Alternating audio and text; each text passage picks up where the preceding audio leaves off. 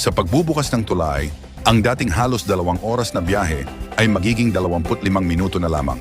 Malaking ginhawa ito sa commuter at malinaw na epekto ng maayos na pamumuno ni PBBM. Voice over tatlo, ang Bukana Bridge ay nagbibigay ng bagong daloy sa logistics at kalakalan sa Davao City.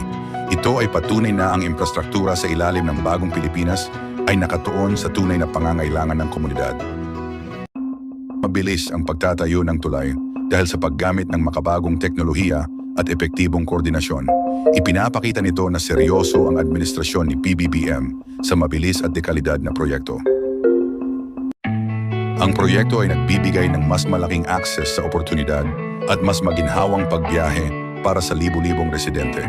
Isinasaad nito ang direksyong tinatahak ng bagong Pilipinas tungo sa epesyenteng serbisyo. Sa personal na pagbisita ni PBBM, ipinakita niya ang kahalagahan ng infrastrukturang nagbibigay solusyon sa araw-araw na problema sa trapiko. Dagdag na patunay ito na inuuna ng pamahalaan ang ginhawa ng mamamayan. Ang Bukana Bridge ay magpapagaan ng daloy ngayong panahon ng Pasko kung kailan tradisyonal na mabigat ang trapiko. Resulta ito ng malinaw na plano ng bagong Pilipinas para sa mas mabilis na